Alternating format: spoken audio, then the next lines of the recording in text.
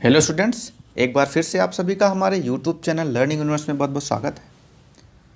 आज की इस वीडियो में हम 8वीं क्लास की व कार्यपत्रक संख्या 23 को पढ़ेंगे।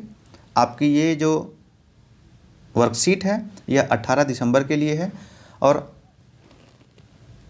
अध्याय 5 जब जनता बगावत करती है 1857 और उसके बाद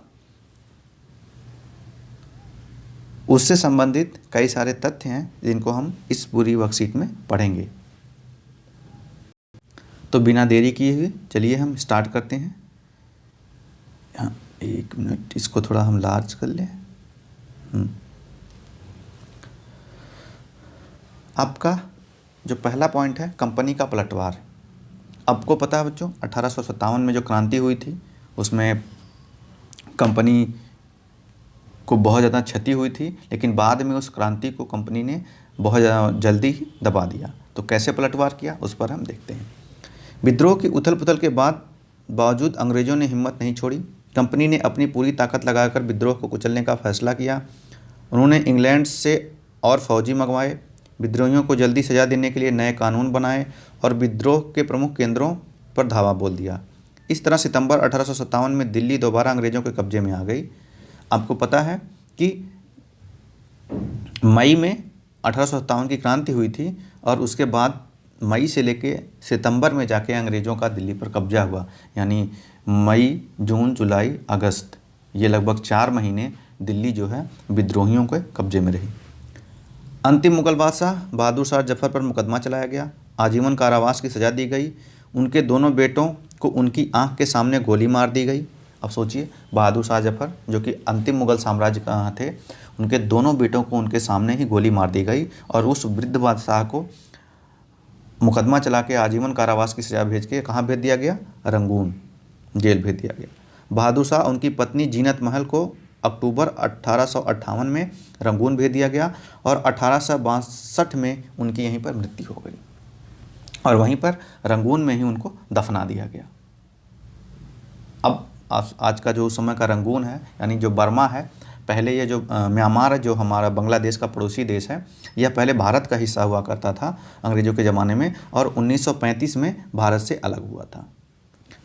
तो उस समय अंग्रेज़ों के कब्जे में रंगून यानी आज का बर्मा भी था, जिसे म्यांमार बोलते हैं, और वहाँ पर उस बहादुर शाह जफर को भेज दिया गया था और वहीं पर उसकी मृत्यु हुई और वहीं पर उनकी मज़ार बनी हुई है। इसीलिए कई बार आप एक बार देखेंगे हमारे प्रधानमंत्री नरेंद्र मोदी जी गए थे तो वहाँ पर उनकी मज़ार पर भी गए थे।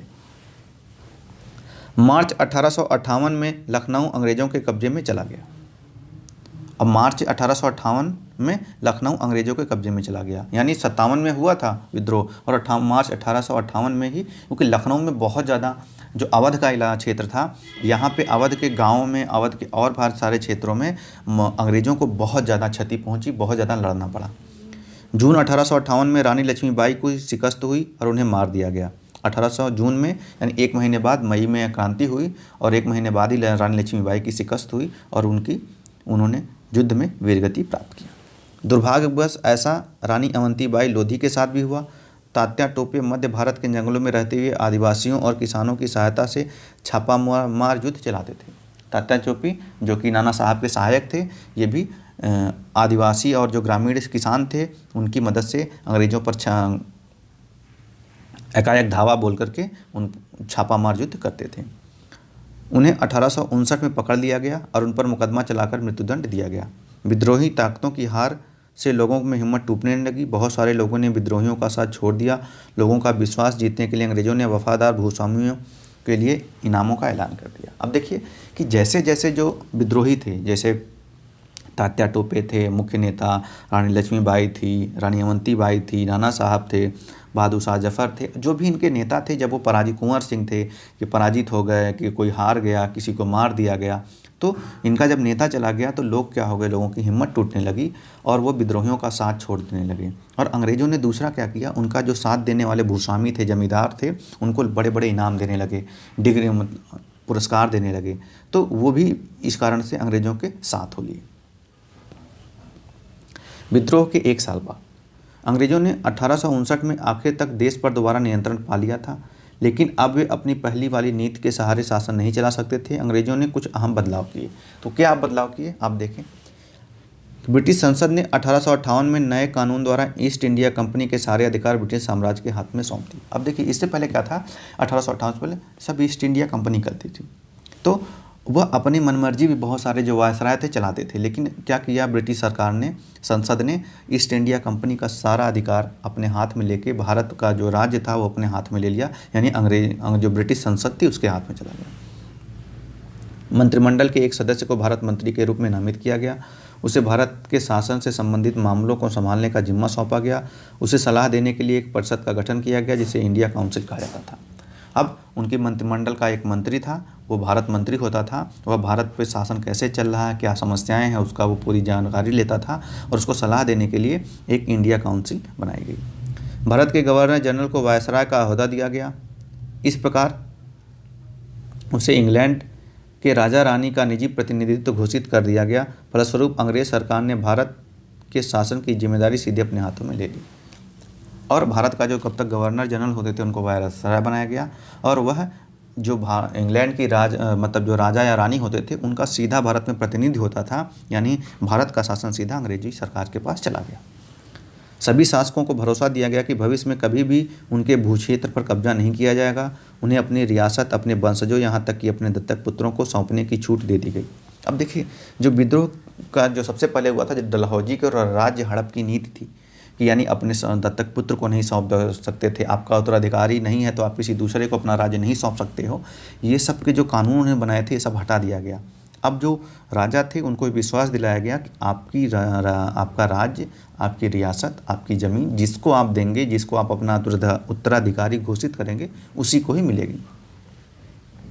उन्हें इस बात के लिए प्रेरित किया गया कि ब्रिटेन की रानी को अपना अधिपति स्वीकार करें। इस तरह भारतीय शासकों को ब्रिटिश साम्राज्य के अधीन शासन चलाने की छूट दे दी गई। बस उन्हें यह कहा गया कि आपका जो अधिपति होगा, आपका जो सम्राट होगा वो ब्रिटेन की रानी होंगी, तो आपको उन्हें अपना राजा मान के उनके अधीन होकर के अपना शासन अपने हिसाब से चलाना है। सेना में भारतीय सिपाहियों का अनुपात कम किया गया, क्योंकि आपको पता है विद्रोह भारतीय सिपाहियों ने किया था। उस समय सेना में भारतीय सिपाहियों का अनुपात अधिक होता था। तो जहाँ भी बहुत सारे, जैसे अंग्रेज कहते थे आक्रमण करने के लिए, तो सिपाही आक्रमण ही नहीं करते थे बल्कि विद्रोहियों के साथ होकर अंग्रेजों पर ही हमला कर देते थे। इस कारण से भारतीय सिपाहियों को कम कर दिया गया। यूरोपीय सिपाहियों की संख्या बढ़ाने का फैसला लिया गया।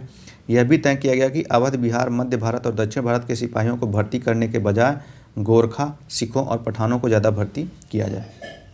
अब देखिए, यहीं से ही उन्होंने क्या किया, चूँकि जो सबसे ज़्यादा विद्रोह हुआ था अवध में हुआ था, बिहार में, मध्य भारत में और दक्षिण भारत में कुछ जगहों पे हुआ था।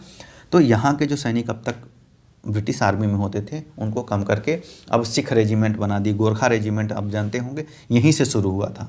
तो उन्होंने अब पठानों को अपनी सेना में भर्ती करना शुरू किया। मुसलमानों की संपत्ति और ज़मीन बड़े पैमाने पर जब्त की गई।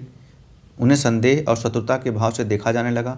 अंग्रेजों को लगता था कि यह विद्रोह उन्होंने ही खड़ा किया था।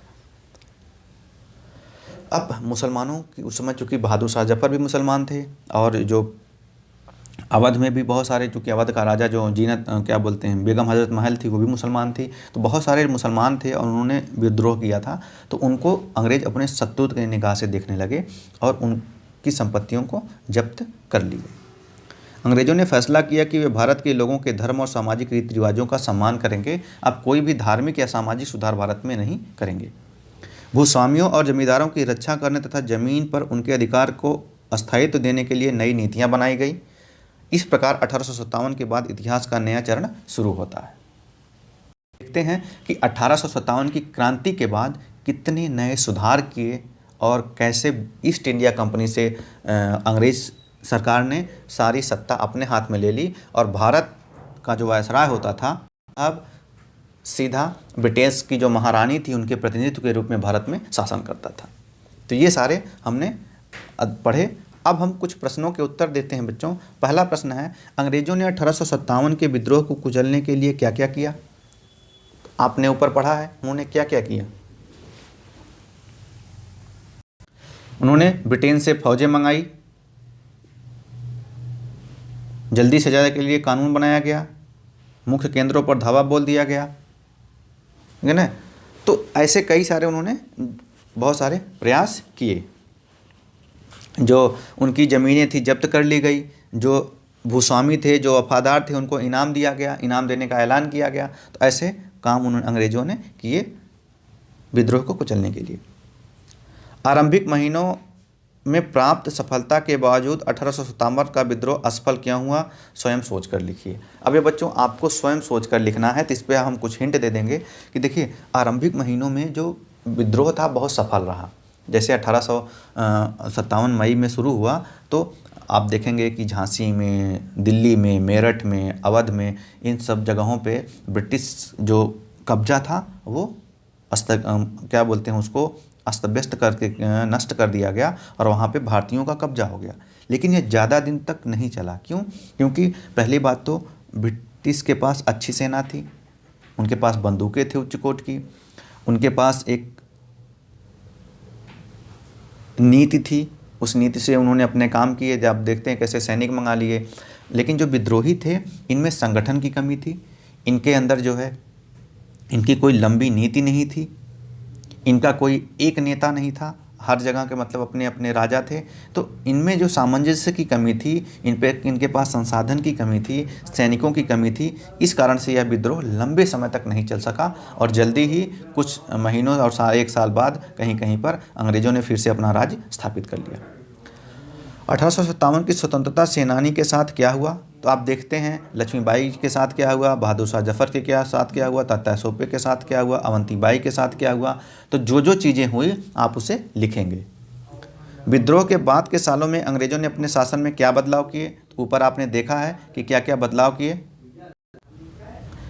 बदलाव किए अंग्रेज़ों ने। आप लिख सकते हैं कि कैसे ब्रिटिश ईस्ट इंडिया कंपनी से शासन अपने हाथों में ले लिया। अब वो भारतीय राजाओं के जो भूमि का अधिकार था उसको उन्हीं को दे दिया। सेना में भारतीय सैनिकों की कमी की गई, गोरखा रेजिमेंट, सिख रेजिमेंट और पठान सैनिकों को भर्ती किया जाने लगा। समझ गए?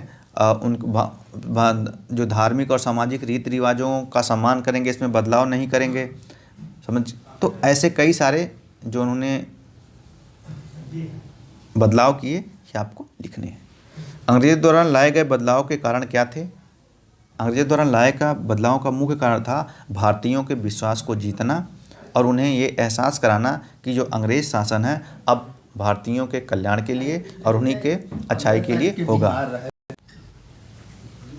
तो आपने ये आज की जो आपकी वर्कशीट थी 8वीं क्लास की, इसको पढ़ा और देखा कि कैसे जो 1857 का जो विद्रोह था, जनता ने जब बगावत की थी, कैसे अंग्रेज़ों ने उसे कब्जा किया और क्या क्या बदलाव किए।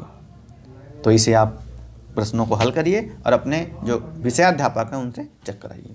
वीडियो देखने के लिए आप सभी का बहुत बहुत धन्यवाद। जल्दी ही हम एक नई वीडियो लेकर आप सभी के सामने हाजिर होंगे। धन्यवाद।